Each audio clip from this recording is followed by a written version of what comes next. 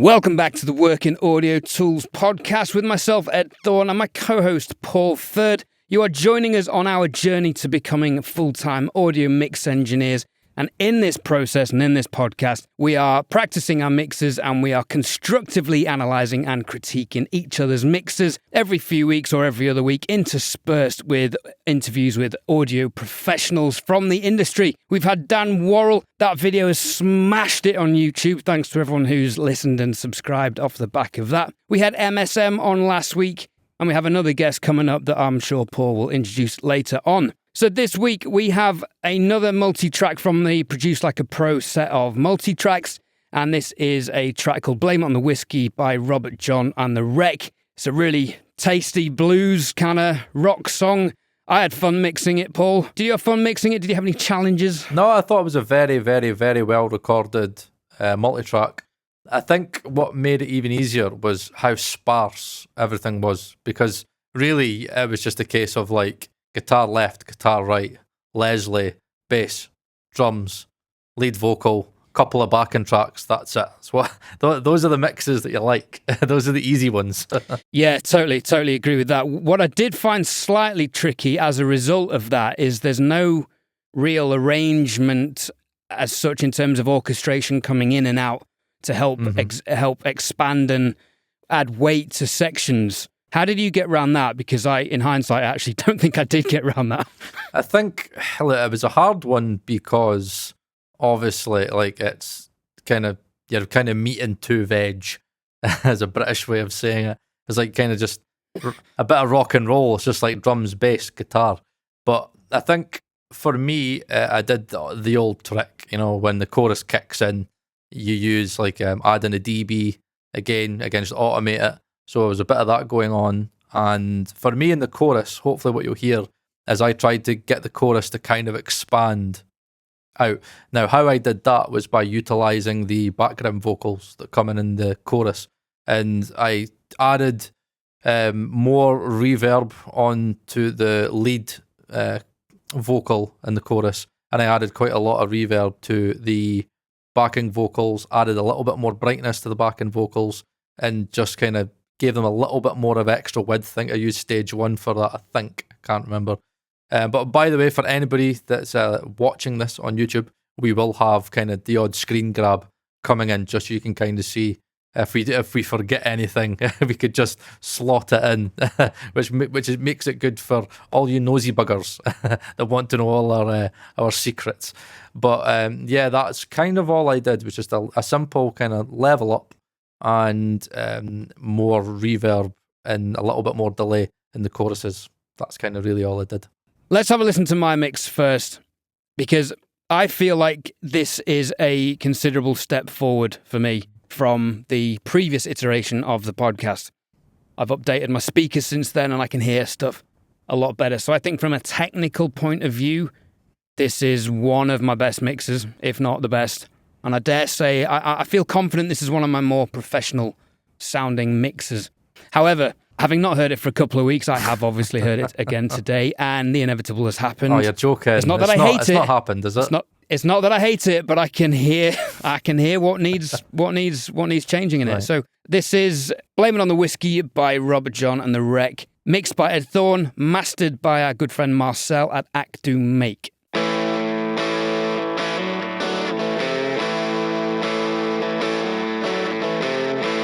Blame it on the whiskey, blame it on the bad weed, blame it on the only thing you've ever seen. Run and tell your mother, blame it on your brother, blame it on the only thing you've ever heard.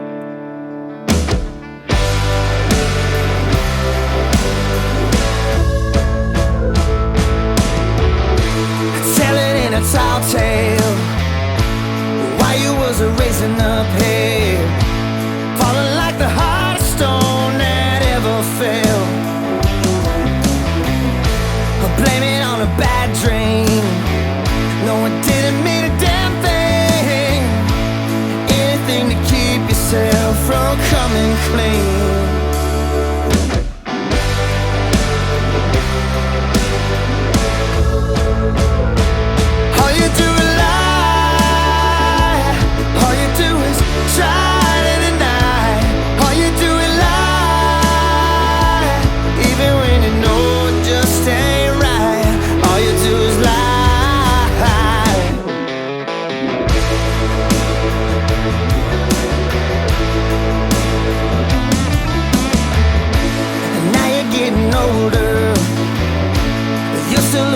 over your shoulder. Everybody's moving on, you're growing colder. So blame it on the whiskey, or blame it on your company. No, it really doesn't matter all that much to me.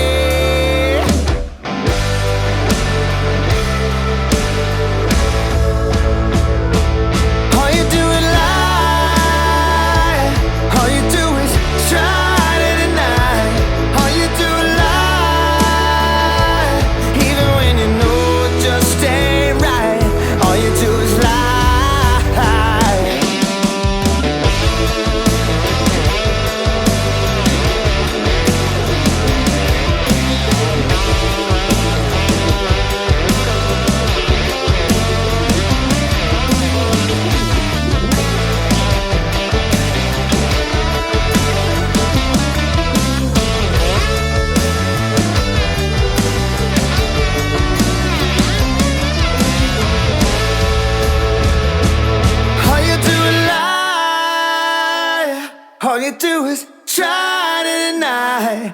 All you do is lie, even when you know it just ain't right. All you do is lie. All you do is try to deny. All you do is lie, even when you know it just ain't right. All you do is lie.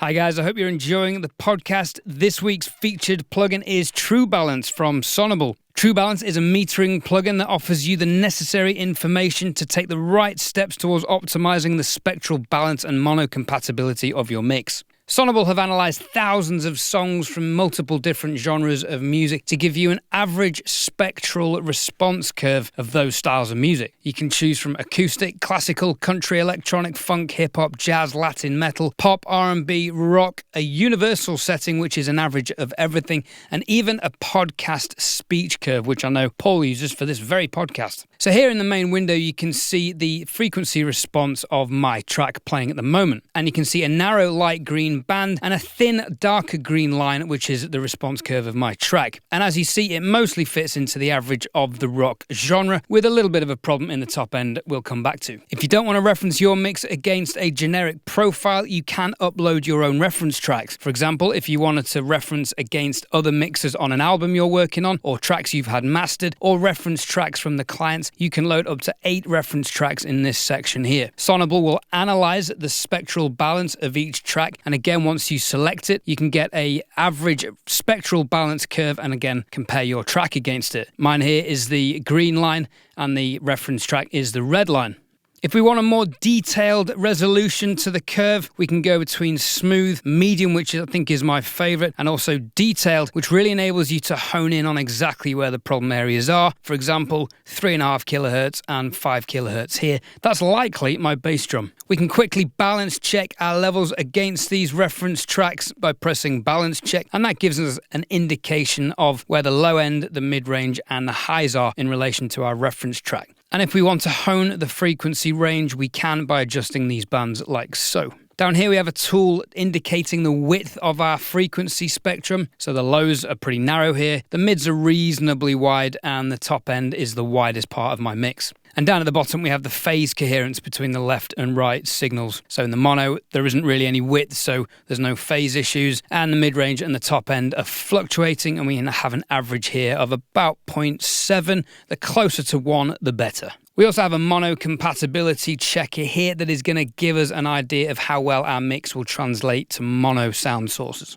If we compare this against a different profile, for example, country, and you'll see there is a problem. Sonible has decided that country music has a lot more mid-range. So in comparison, I can see that my mix is lacking in the mid-range, and it's a similar story in the top end. I've overhyped it slightly. So this gives me the awareness of the mix to go back into the mix and focus on where I can pull in more mid-range and lower the top end in relation to this curve. True Balance from Sonible is available from the Sonible website, links for which are in the podcast show notes and the YouTube video description. Right, okay, ladies and gentlemen, there you have it. There is Mr. Ed Thorne's mix of Blame It On the Whiskey.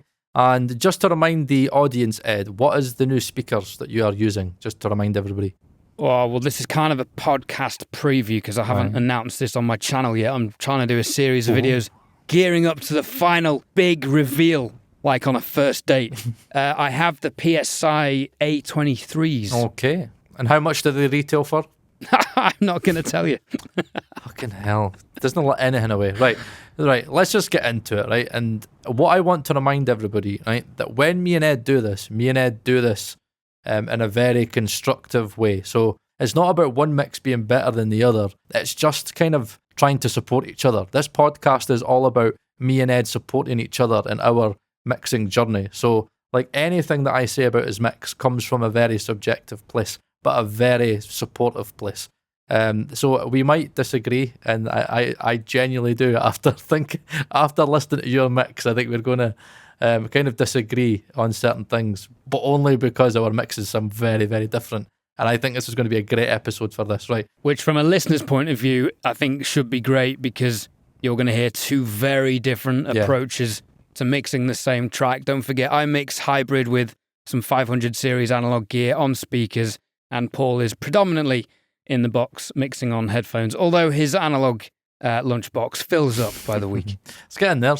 Right, okay, right. I'm going to just go straight off my phone because I did make some notes, the dreaded Paul Third notes. In terms of the start of the mix, is there like a little bit of widening going on? Like, I don't know, is it like a slight bit of chorusing going on? There is a reverb on the guitar panned the other way. What about the vocal? No, dead down the middle. Right, so there's no processing on that intro vocal? Well, there's lots of, there's levels of compression, EQ. No, but I'm on about but is there any there. spatial stuff, any like chorusing? No, okay. No. Right, that's interesting because there seems to me that there's an element of like width coming from somewhere. Have you got like a really short reverb or something there? There's something. I know what you're referring to. Yes, there is a short reverb. There is also an analog reverb that's going from mono to stereo. But I think in this one, I tried your stereo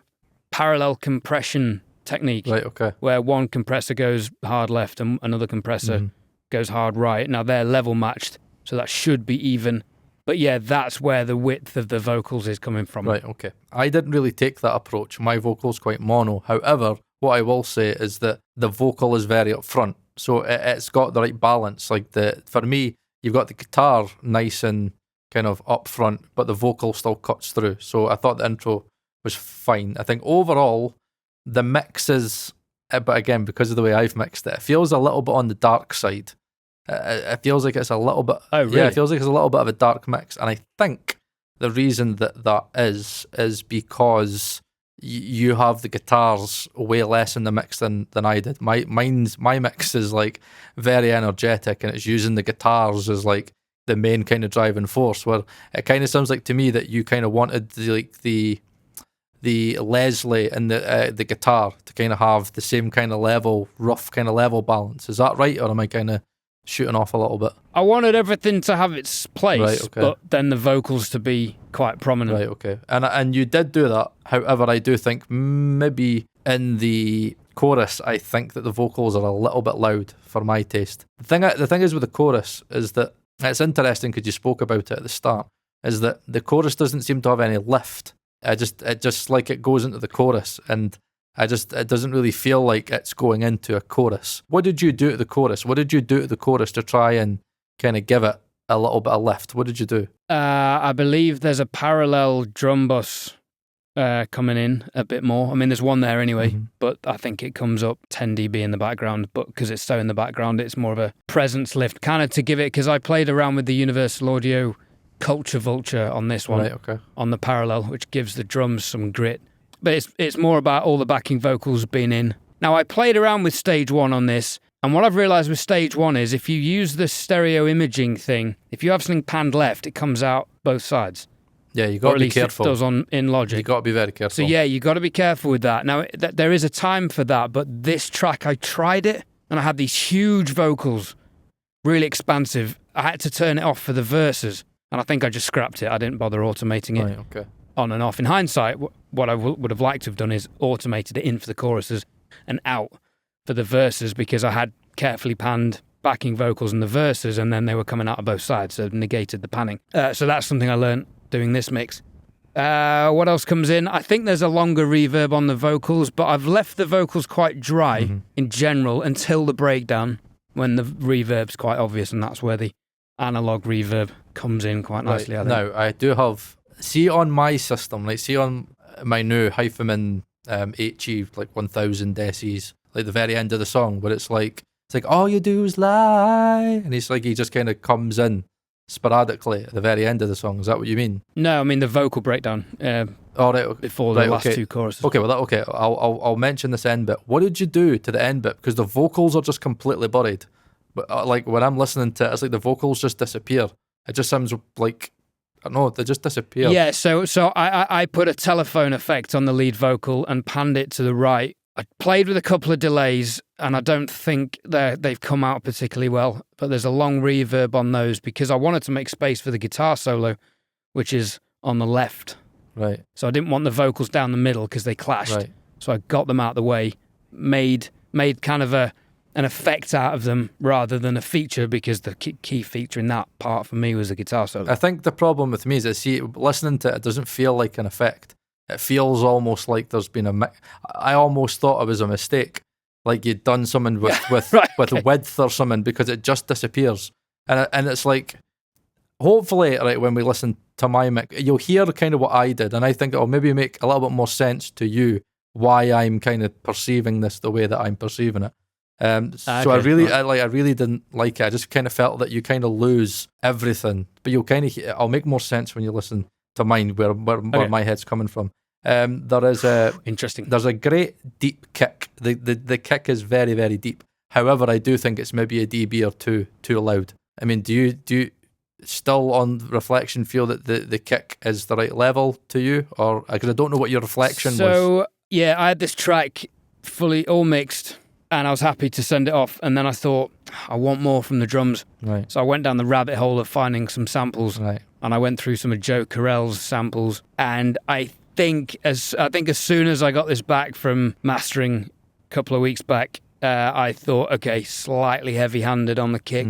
It's a bit too heavy, it's a bit too weighty. Yeah, but it's nice. It sounds nice. I just think it's just maybe a bit on the loud side. That's just my opinion. I don't think. Yeah, I don't. It's weird because I don't think it's a loudness thing. It's just there's a heavy presence to it.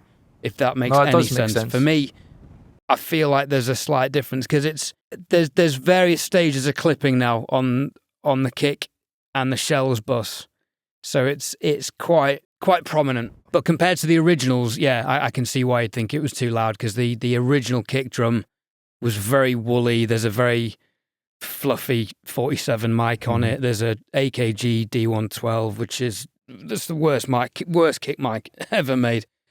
So I hated those two mics, so I couldn't get a sound. Now, I battled with this between kind of honouring the recording, which is what I did. Almost kind of an old school bluesy kind of recording, and also thinking, well, hang on, it's got quite modern sounding guitars, so I kind of want to match the drums. It seemed to me like they were slightly disjointed. Right, okay. So I thought, I'll match the drums to the more modern sound. I've been listening to loads of country music, Chris Stapleton, and loads of playlists on Spotify. And I mean, it's country music is sample city to the point where it goes disgustingly too far for me a lot of the time. So I basically played victim to that. Right. That's my excuse. Now, in regards to reason, it's not an excuse. Now, I could hear that you had samples in, obviously, because I've kept it, very, very to the original. I've tried to kind of honour the recordings. I have added in my own samples, but very, very just tucked in, just to give them makes them sound still. So it still sounds like the original kit, just sounds a little bit better. In regards to the guitars, the guitars are not in the mix for me, which kind of I kind of feel that the mix lacks excitement without having the guitars as not having them as prominent. Great snare sound. I actually feel like you probably got a better snare sound than me. The snare was the thing that I personally struggled with the most, because the way that I had my kick was the way that it was in the recording. It was you're right, it's woolly. I kind of leaned into it because I was like, that must be the sound that they're going for. So I kind of like had a very kind of woolly, kind of pillowy kind of kick. But I still added a little bit of click just to kind of make it a little bit more prominent. But again, great snare sound.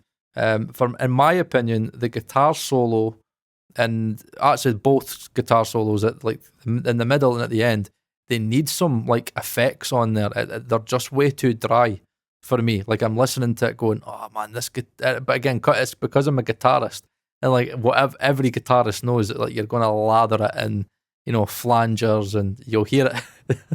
It's funny because in contrast, you'll hear my mix and you'll be like, holy crap, like what did you do that guitar solo? Like you've completely like lathered it and shit. And I did. And I duplicated it, and like you'll kind of hear things that I did. I'm quite excited to hear that. So for me, I think the guitar solo needs a bit of effects, it needs a bit of delay, it needs summon. It's just too dry for me. And that's just my opinion. So it's one of those decisions with tracks like this where you kind of think, okay, the band can clearly play, they're great musicians. So surely they've got their sounds down. So I was kind of, as you were honouring the drums, I was honouring the guitar and the guitar sound and the performance that they went with. So yeah, this track's probably a great example of a drummer mixing it versus a guitar player mixing it. 100%. Oh my God. Right. Good vocal sound. Now, again, I will say, as much as it's maybe a bit too loud in the choruses for my taste, I do think this is probably the best vocal sound that you've got. I thought it was very, very well balanced. There's no harshness in that vocal. It's very smooth. And you've completely lost all of the kind of muddiness that I think you used to have in a lot of your lead vocals. It sounds present, it sounds clear, and yeah, I would say hopefully I think that's maybe the speakers that's maybe done that to you, because the vocals are so prominent, and obviously you had a lot of mud and a kind of a bit of boominess coming from your Neumanns in your room. I do think that was possibly having an effect on your vocals. I don't know, or maybe it was the analog gear you were using, but whatever you've done, you fixed it. So what have you done to change up your vocal processing that makes me listen to this now and go, yeah, that's a great sounding vocal. I don't see any issues with it whatsoever. I would love to blame some gear, and I would love to thank my new speakers, but I've just done a better job, to be honest. I mean, I have sold my Warm Audio compressors, and that vocal is going through a Stam SA3A5, which is actually a really good compressor. I've practiced a lot of the Jason Joshua techniques he taught us at the masterclass, and Spectre, as we discussed in the first episode back, for me was a big thing in terms of getting that forward sound without sounding harsh. There's a multi-band compressor on there, the McDSP 404, I think it is, which is great. And again, using Jason's technique of matching the compression between the two mid bands. I mean, that's it really. But yeah, definitely scooping more out. I think his voice lent itself to being high passed. I think I had it high passed at, I want to say 200. Yeah, I had it pretty high as well, yeah. And it just didn't need too much below that. Right, and that is all the notes that I have. I think it's probably the best time to listen to my mix so we could... I know what Marcel, our mastering engineer, told the two of us, that this was going to be interesting, because he was like, they're both great mixes, but yous have taken two very, very different approaches. Like, these are two very, very different sounding mixes. So, yeah, let's just get into it. This is my mix of Blame It On the Whiskey.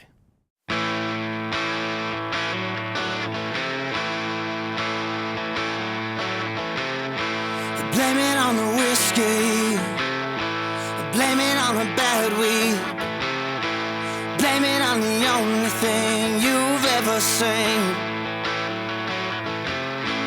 Run and tell your mother.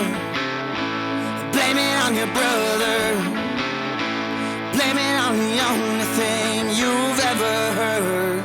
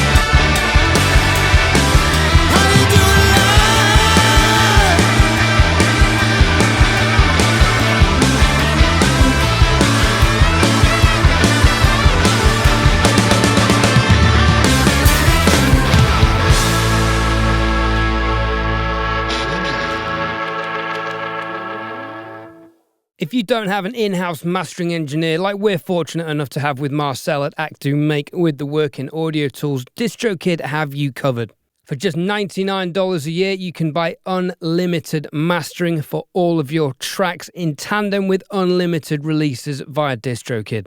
Mixair from DistroKid uses AI technology to measure the EQ and the dynamics of your track and then present you with numerous options to tweak and customize your master. You can flip between the original and the generic mastered option.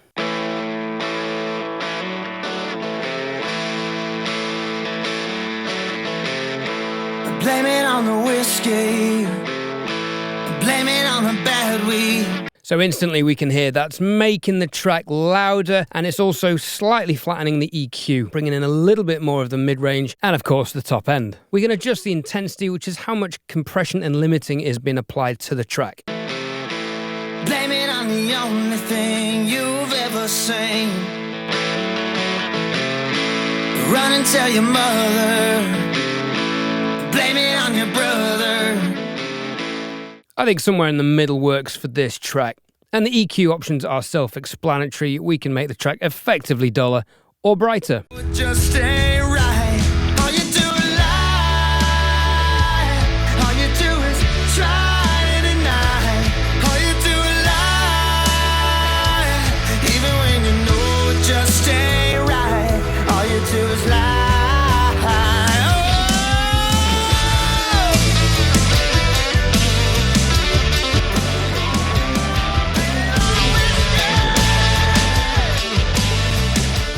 Download your mastered track and release it as easily as you do all of your other unlimited uploads. Get 30% off your DistroKid subscription using the Working Audio Tools VIP link below. All right, ladies and gentlemen, that was Paul Third's mix of Blame It on the Whiskey by Robert John and The Wreck, the multi-tracks of which can be found in the Produce Like a Pro Academy. So both our mixes have been mastered by our in-house mastering engineer, Marcel at Actu Make. There's a link to him and his website in the description on the YouTube video and in the podcast show notes as well. He is a very good mastering engineer, and I think he's done us both a good job here. Mm-hmm. So Paul's mix was live from Wembley Arena. Yeah, okay, very different approaches, but I actually really enjoyed how different we've mixed this. As always, I think you've got an impeccable vocal sound. Thank you. I don't know how you do that. I mean, I thought I had a good vocal sound. That's my best vocal sound. And yours was like, right, okay. So maybe there is something to mixing to Pink Noise here. What is it that you like compared to yours, though? What is it? It just seems smooth and even, just right. I can't put my finger on it any more than that. There's just something intangibly better about it. Credit where it's due there. Now, I went through this and he's quite heavy on the vocal breaths. Mm-hmm. He's done a bit of a Matt Bellamy from Muse on this. So I de-breathed everything throughout the whole track. But I noticed you've left breaths in. Have you used something like Waves de-breath that's just taken them down a few decibels before compression? I just kept it like natural. For me, it was just like, right, this is kind of like, like a kind of rock song. And I'm just like, let's just leave it open, bare. That's why I didn't add too many drum samples, and I just kind of treated it like it was a live performance. Yeah, I think we both had the same thought with the Misty Gonzalez track that we did in the previous iteration. It sounds like a live gig to me rather than a processed studio recording, if that makes sense. Now, part of this is the reverb, particularly in the chorus. I think it's absolutely swimming in reverb. Certainly in contrast to my dry approach. So maybe there's a middle ground to be found for both of us in the middle there. The Hammond width in the beginning was really good. Now, I chose to take my Hammond to the right, to the opposite of the guitar. How did you get the width on your Hammond? I used the mono Leslie, and I used stage 1 and used the mono spread. So what I did was I had the electric guitar left and right, and then I had the mono Leslie, obviously down the middle. Then I just kind of rode stage 1, the mono spread in stage 1, till I kind of felt that I had the Leslie sitting at the right spot. I think that's what I did. Or either I used the mono and the stereo, used more of the mono and maybe had the stereo not as just brought up enough, just so it kind of sat back. a manipulation of the mono and stereo. But I'm definitely sure I used. Because I think I did the opposite. I think I had the mono untouched, but then the stereo one, I definitely used stage one and had it blasting wide because I didn't pan the guitars as wide. Did you pan these all the way, far left and right? The guitars, yeah, like full left and right. Yeah, and I'm struggling to remember why I didn't do that other than I wanted the intimacy at the beginning and then maybe, but I actually didn't bother automating these wider. I can't remember, maybe I did. So there's a slap on the snare drum that I found slightly distracting in the chorus. Right, okay. Is there a different reverb in the chorus? Yeah, so what I've done is I've got like the split EQ, like transient thing that I do where I find the transients and I use split EQ just to bring up the transients and then I clip them. Now I struggled and know what, I'll admit, this was my own laziness. I just couldn't be bothered like finding like a sample because in my head I was like I should just go to Joe's sample pack and use his, how he's got like the stereo big wide kind of snare options. I was thinking of just his Atmos ready sample pack. I was thinking of doing that for the chorus, and then I don't know. I was just like I was in my head. I was taking too long on the snare, and for me, it's not the best snare in the world to work with when you're not like completely changing like the drum sound and trying to kind of keep it natural. So I kind of felt that it was just a bit too dry in the chorus because I wanted that bigness, and that's why I added in so much reverb to kind of just do that, just so it kind of brings it out. But I kind of felt that the contrast was that the snare was just a little bit too dry, so I tried to add in a different verb. I added a different verb and added it to I want to say that it was on the transient snare track, and I added a verb onto that and just kind of added a little bit more verb to it, just so it kind of tied in with like that, I call it that, what I tried to get. I tried to do that in the chorus. For those people listening, Paul is gesticulating something being bigger. Easy. The joys of listening and being able to view. So, interestingly enough, I wanted more guitar in the guitar solo. It almost felt as a similar level to the organ. Mm-hmm. Now, that was hard for me because I've kind of got this thing as a guitarist where in my head I was struggling with the guitar solo level. Originally, I thought I had it too loud, which is maybe what you would have preferred.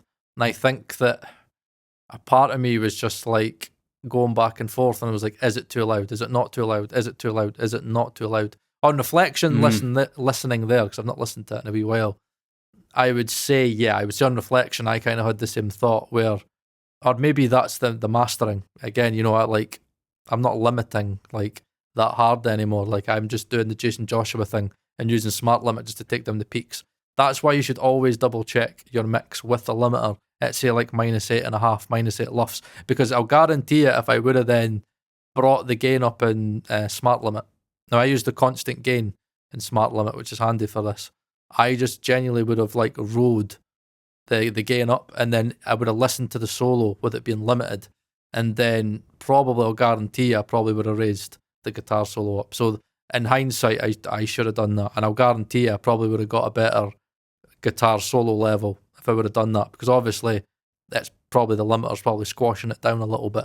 Yeah, I'd probably agree with you on that one. I could have probably brought up the guitar solo a little bit more. I'll have to have another listen, but the flanges and the delays that you were talking about weren't massively obvious, but maybe that's as a result of them not being so high in the mix as I was expecting. I was expecting this to be like, I don't know, some kind of Noel Gallagher solo. I tried to keep it down. I mean, originally, again, I was quite loud and you could hear the effect, but again, I had to be careful that it was just enough to give it a little bit of dimension. That's what I call it.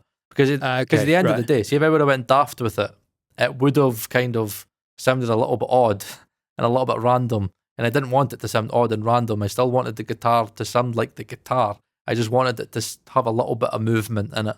So I had a little bit of movement, a little bit of flanging, a little bit of echoplex delay, just to kind of spread it out a little bit. And it was difficult because guitar left, guitar right.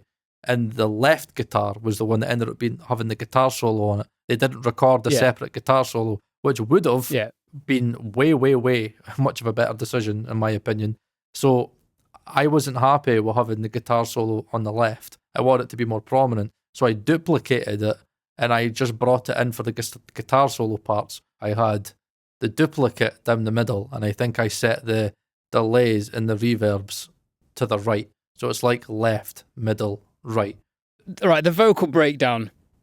I was confused by this. Again, maybe because I've been listening to so much country. It's quite a country thing just to let the vocals ring out. And when there's such well-performed harmonies, I just thought big, reverb, spacious, let them sing. I wasn't a fan of the effects, if I'm honest. Right, okay. What was your decision process behind those? Now, just out of the interest? reason what I did was I actually brought down the effects. Like I automated all the effects down. When what's a breakdown, right? You're having a breakdown from a fucking guitar solo, right? It's banging, it's smashing. I wanted to do that. So it's up here. I wanted to do that. Paul is gesticulating, shrinking now. So I won't tell you what he's gesticulating now for those listening and not watching. So it's doing that in the chorus, in the guitar solo. Basically, what I wanted to do is I wanted to take it from here down, like to here in the breakdown, so then I could then lift it again in the chorus. So I actually took down the effects. There's less reverb. It's actually, when I listened to it, the breakdown's quite dry. I've got less effects on it, and then I was then able to then lift it again in the chorus. So I had that level of dimension. It's dry. It's definitely drier, but in terms of like sort of some distortions or saturations going on. None of that whatsoever. It's actually just basically the vocal recordings as they were, with just a little bit of reverb and delay. And then in the chorus, I bring the full shebang in. So it's quite dry. But it sounded a lot dirtier than mine, which sounded a lot cleaner in comparison. I don't know. I don't know what that could be. But no, there wasn't much on it. But the element of going for the contrasting difference, okay, that makes sense. I understand. One thing that I've learned, having gone from the Neumanns to these PSI speakers, is just how the Neumanns do not replicate or represent harmonics and saturation and distortion. And I suspected this. Here's a little story for everyone. I've got the Wes Audio Raya 500 series compressor. Now, I don't use it for the compressor and rarely use it, but I run the guitars through it because the tubes, there's a big fat tube in it. It sounds great. And there's a medium and a high THD circuit. And the medium is 1% and the high is 2.5%. Now, on the Neumanns, I couldn't hear the medium. And the 2.5% was, it's doing something, but not much. On the PSIs, the 1% is like, whoa, okay, I can hear what that's. And 2.5 is like, oh, okay, that's got to. I've got to be careful where I use that. That's pretty full on. Got to use that for guitar-centric tracks. Now, what my point is, on your guitars, I'm hearing so much saturation and harmonics. Have you added stuff on there? I'm telling you. You've not added anything? No. Honestly, when I say like my mixing approach is kind of dumbed down, it's very, very easy. All I've got on that is a bit of soothe and some EQ. I'm not adding any saturation, nothing. Okay. It's just the recordings the way they were with EQ. That's it.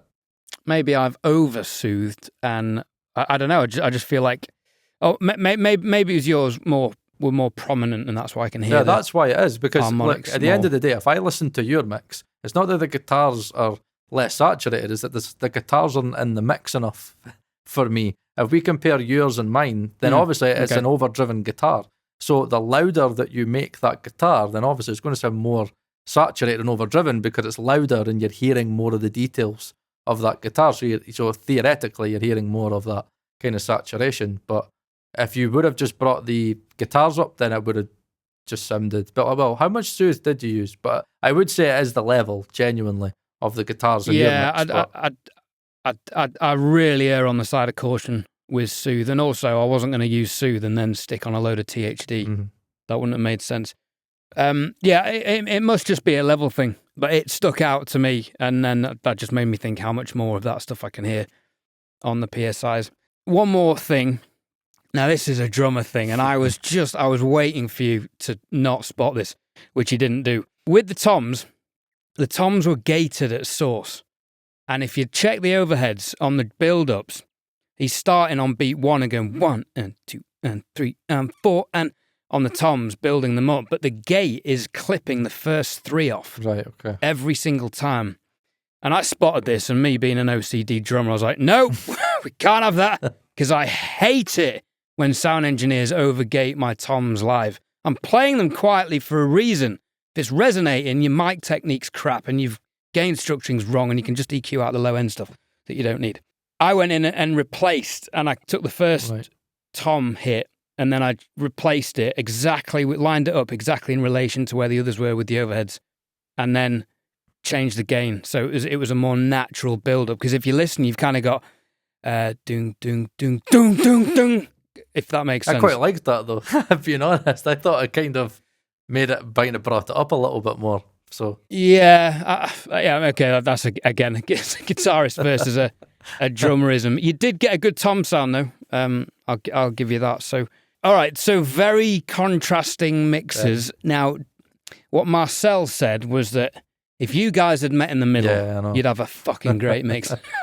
And again, as is often the theme in this podcast, I'm inclined to agree, because there are things in your mix that I did like, that I thought, wish I'd had that in mine. And I think that what's interesting is that there's this contrast between when to kind of replace drums and when not to. Because I think, like, I went for that live sound. Like, I tried to be respectful to the recording, and I tried to treat it almost as if it was the client at the end of the day. And, like, I tried to kind of give them the sound that they gave to me.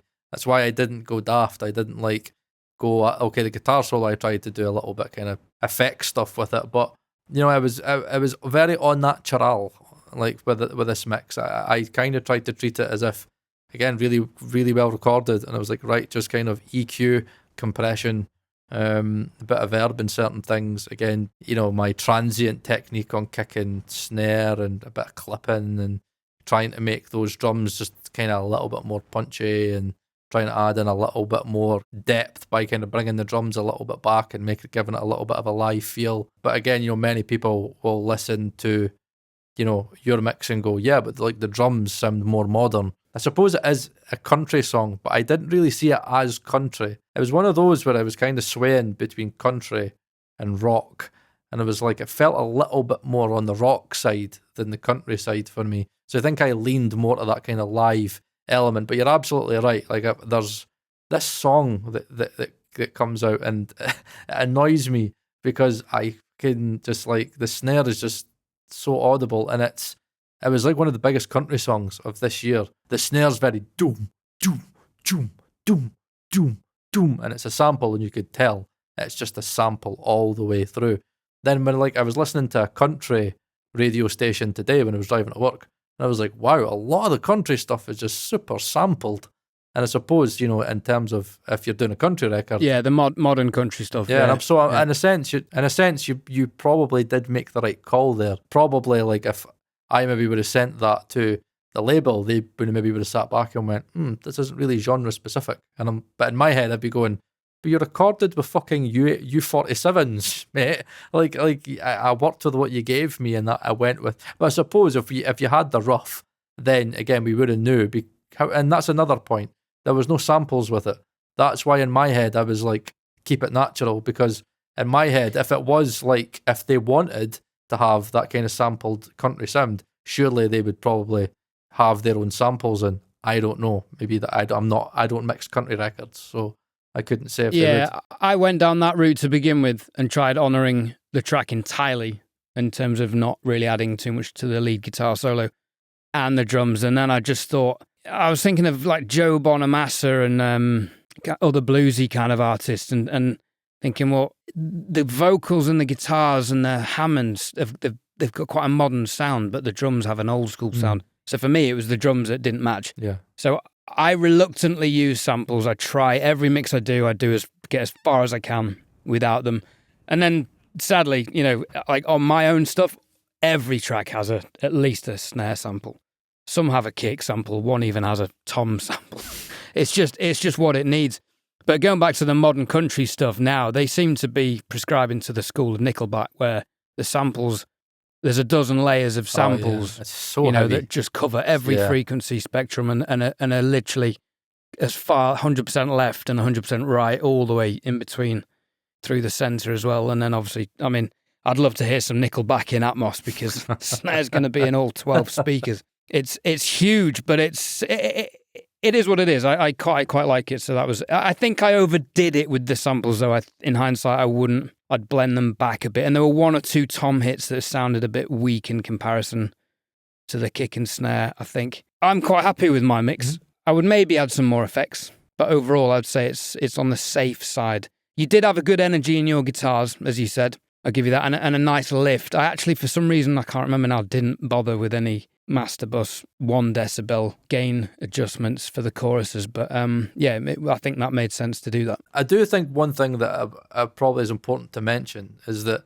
like, for anybody listening to this and that may think, like, oh, Paul got a little bit more excitement, like, as I said, all I did was just make the guitars more prominent in the mix. And I do think that's something that, I learn a lot from Ed, from drums, because I do think he's a drummer. And I do think in this instance, I would probably say, and my advice to you, Ed, would probably be maybe try and use something like Mix Monolith or something like that, just to kind of give you an idea of like the level of where a lot of the guitars could be. Because as a guitarist, like that is where the excitement comes from in so many songs. Because the Leslie was very, mellow. It kind of was like, well, if you listened to it in solo, it wasn't, but in the context of the mix, it was quite in the back. It had its moments, though, and I felt like I gave it its moments to stand out. But I do think that honestly, I'll guarantee you, if you were just to bring the guitars up more in level in that mix, the mix would all of a sudden sound more exciting. And probably it would mix really well with the drums. And see, sometimes that is all it is, it's just level. And I think that's something, and that's something that I had to learn because I was a guitarist. I used to think, I'm really worried because I'm a guitarist, that the guitar's going to be too loud. But when you listen to CLA mixes and you listen to like all the pop punk stuff and you listen to a lot of rock records, the guitars are drums are loud, but the guitars are always like super there in the mix because they're really important for that energy. So yeah, I think that's, again, sometimes all you need is just level. You don't need fancy tricks, you're probably right. You just need level. So there we'll have it. That is this week. Next week we have Matty Harris. I'm very excited to have Matty on. He's another fellow YouTuber. He's an LA mixer, and again, it'll be very interesting to talk about the LA scene and what it's like for him working full time. As an LA mixer in a very, very competitive place. It's like crazy in LA. There's tons and tons of studios, so I'm excited to have him on. And then next week we'll be kind of back to doing our mixes. Ed, what is the mix we're doing again? You told me today. I've not even started it, but you told me what it's going to be. It's Wasting Away by Alex Calise, again, out of the Produce Like a Pro Academy of Multitracks. Right, well, hopefully... Again, thank you to DistroKid for, again, sponsoring every episode of the podcast. Again, we do really appreciate it. It helps us to kind of have the time to keep this thing going. So if you have any kind of suggestions or, again, any feedback on the mixes, please be respectful. Don't be arseholes. Don't be douches. Don't be dicks. Right? Just don't, because you'll just get hidden. There'll be one, Paul. There'll always be one, right? But again, be respectful. Again, we're all trying to support each other. We understand that we are not at the Spike Stent, Serbin, Jason level. We understand that. But, we've got our own way of mixing. We've got our own approach. And again, it's all about being respectful and kind to one another, because that you need that support when you're kind of in your journey. So I think that'd be a great place to leave off. Don't be a dick, or yes, you'll get punted. Right, Ed, is there anything you want to say this week? Would you like to end the podcast with anything in particular, or should we just wrap this up? We need artists to be featured on the podcast. So at the moment, we're mixing using Produce Like a Pro Academy Multitracks, and there's a few left to do. But if you are an artist listening to this and you want Paul and I to mix one of your tracks, please feel free to get in touch with us. The way to do that is to follow us on Instagram at Working Audio Tools. Send us a DM there with a link to a link to one of your tracks. We can speak on there. We'll have a listen, and if we feel like it's a track that we can get good value out of, and I don't necessarily mean in terms of that will make us look good for our mix portfolios. If there's things in the mix we can talk about and can make good content to try and practice ourselves and help you guys on your journeys, then that's what we'll be looking for. So get in touch on Instagram at Working Audio Tools. Drop us a DM and we will try and feature some of your own songs. It's been emotional. Thanks for listening.